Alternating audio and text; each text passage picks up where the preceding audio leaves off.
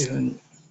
Turo ko sa inyo paano magbayad ng Meralco kahit past due ka na. Ito, 2 months ako hindi nagbayad.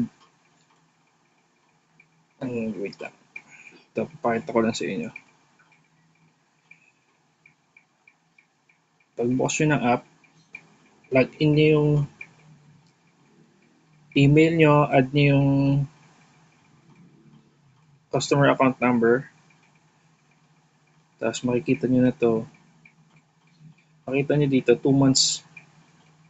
June 5 ngayon.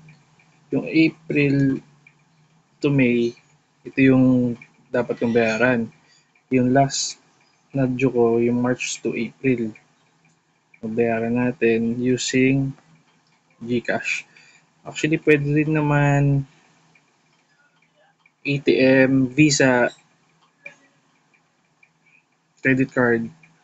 Ayan. Tayo, gagamitin natin is e-wallet.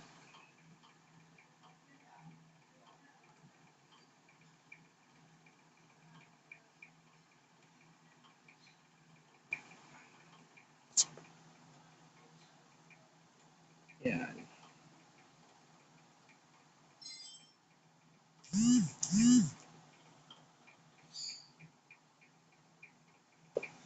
Um,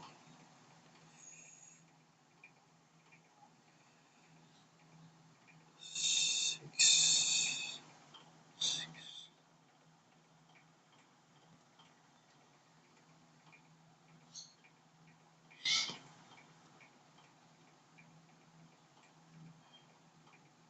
Yan. So, yung bill ko is, may fee nga lang siya eh. Yan, 9.6 ang total na babayaran ko.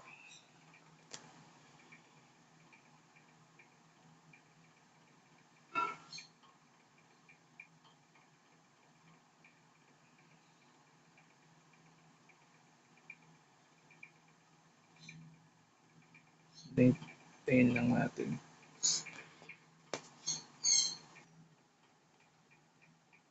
Loading na siya.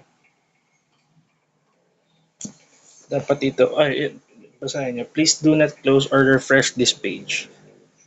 Kasi, pag ni-refresh nyo or kinlose nyo to, possible, hindi magbayad or hindi ka agad pumasok.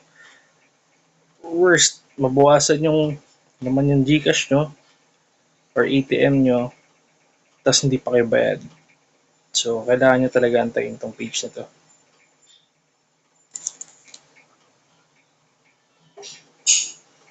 Ayun, payment successful. So, meron lang fee na 6 pesos. Pwede nyo i-view yung PDF. Yan. Ganun lang guys. Madali lang. Download lang kayo ng Meralco app. That's it. Thank you. Sana nakatulong. Kahit past due to okay lang ha.